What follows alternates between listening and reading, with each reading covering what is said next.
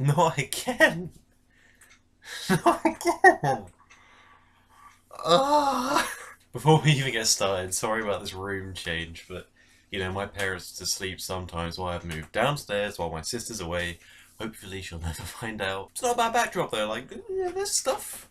It's nice, and there's no backlight, which my room has, so it's okay. But actually, now I'm seeing an opportunity. Now a little Mickey Mouse. So anyway, this is Fast and Furious. This is the fourth movie in the franchise now. It's getting a little bit tired by this point. And what this movie tries to do is reunite us with some of the characters from the first movie that were absent from movies 2 and 3.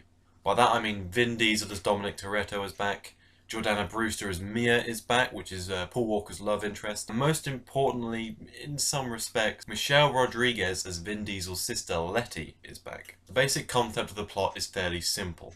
Vin Diesel's character has gone away because he's afraid that he's bringing up too much aggro on his girlfriend Letty. Because he's on the run for the police, he's a wanted man, he goes away without telling anyone where he's going. And this serves as the motivation, the driving force behind Vin Diesel's actions in this movie. Paul Walker, on the other hand, has been reinstated as an FBI officer by the most lenient police force I've ever seen. And Justin Lin, who returns from Tokyo Drift to direct this film, tries to create some sort of drama out of the fact that they're on two opposite sides of the law. Of course, Vin Diesel and Paul Walker inevitably are drawn together, they make a sort of brotherhood again, and this leads them on the trail of some drug lord. There's this whole big drug lord business once again, and apparently he's responsible for the murder. It's all very convoluted, and that's the main problem of this movie, is that the plot is convoluted. Now I really feel as though I'm repeating myself by this point. It's getting quite tedious, but I just want to make sure people know that I'm fully aware of what should be expected from these movies. Now I gave good ratings to the first and third movie because whilst their plots were merely competent, they satisfied in the area which they were expected to, and that was the action, the driving sequences. And to a certain extent I can respect that, as long as the movie doesn't pretend that it's anything else. This is one of the worst problems with Fast and Furious. It tries too hard to focus on this plot, it tries to make it dark, it tries to make its characters interesting, and it just goes too far into that side of things and not far enough into what we really care about. Now you might not care about cars, you might come to this movie for some reason, I don't know why you're watching this, but you don't care about cars, you don't want to see that. Well, that's fine, I guess. This movie is trying to provide a little more for people like you.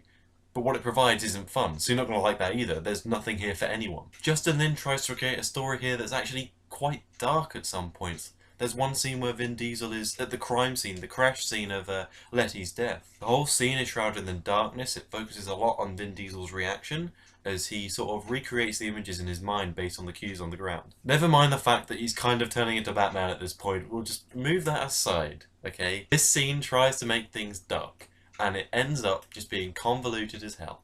And I don't want to talk to you about the plot in these movies, I really don't, because it's such a massive waste of time. In the first three, it really was just a waste of time to talk about these things. But you have to understand, that's the focus of this one. It focuses on the plot. The only draw to the plot is that it involves characters that we've missed from the first movies, Paul Walker's back, he does a better job this time, a better job, not a great job, but a better one, he's likeable at least. And Vin Diesel's back as well. Now he's the most likeable character in all of these films, and that's saying something because his character has this backstory that is involved in crime. And so I give the movie props, and I give Vin Diesel props for pulling that off. That's the only reason I can think of why anyone would watch this movie willingly and enjoy it. I guess in that regard, the film taps into sort of a nostalgic centre in your brain that makes you think, wow, those characters were fun before, maybe they'll be fun again, and they just aren't. Of course, it's not just plot, there are action sequences, so it's worth talking about them as well. Of course, you have to talk about the action segments, they're still here, they're just moulded around a stupid plot, which doesn't make